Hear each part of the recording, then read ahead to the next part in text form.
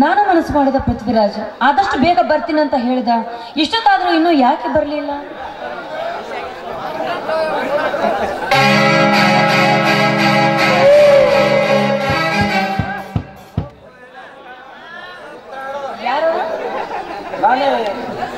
ನಾನೇ ಶೀಲಾ, ನಿನ್ನ ಪ್ರೇಮದ ಅರಸ.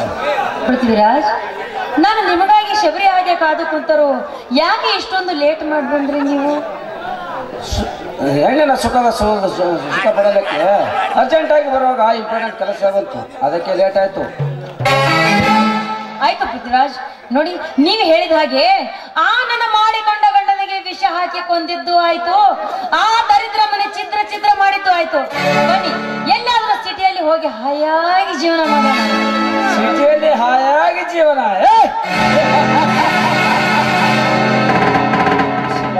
ಸಿಟಿಯಲ್ಲಿ ಹಾಯಾಗಿ ಜೀವನ ಕಳೆಯಬೇಕಂದ್ರೆ ನಮ್ಮ ಹತ್ರ ಕುರುಡ ಕಾಂಚನ ಕುಣೆ ತಿರಬೇಕು.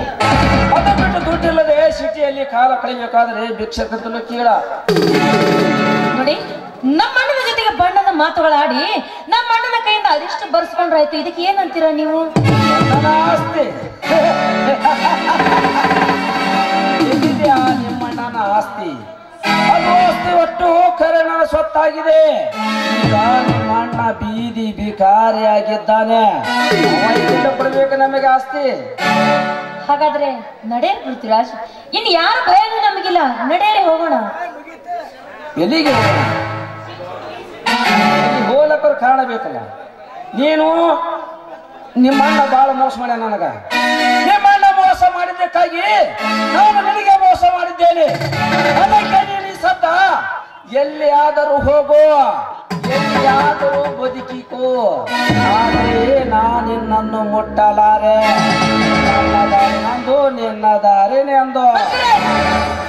ಏನ್ ಮಾತನಾಡ್ತಿದ್ದೀರಾ ನೀವು?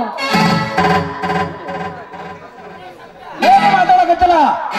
ಆದರೆ ನಿಮ್ಮಣ್ಣ ಮೋಸ ಮಾಡಿದ್ದಕ್ಕಾಗಿ ನೀನು ಹೋಗಬೇಕ, ಬಿಡ್ತಾನೆ. ಅಲ್ಲಿ ನೋಡಿ, ನಮ್ಮ ಅಣ್ಣ ಬರ್ತಾ ಇದ್ದಾನೆ. ಏ ಪೃಥ್ವಿರಾಜ್, ನೆನ್ಪಿಸ್ಕೋ ನಿನ್ನ ಮನೆ ದೇವರನ್ನು. ನೀನು ಜೀವಂತ ಇದ್ರೆ ನನ್ನಂತ ಎಷ್ಟು ಹೆಣ್ಣು ಮಕ್ಕ ಬಾಳನ್ನ ಹಾಳು ಮಾಡ್ತೀಯ.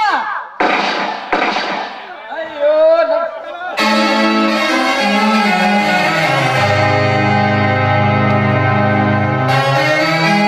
ಇಲ್ಲ, ನಾನು ಬದುಕಬಾರ್ದು. ಯಾಕೆಂದ್ರೆ ದೇವರಂತ ಗಂಡನಿಗೆ ವಿಷ ಹಾಕಿ ಕೊಂದೆ. ನನ್ನ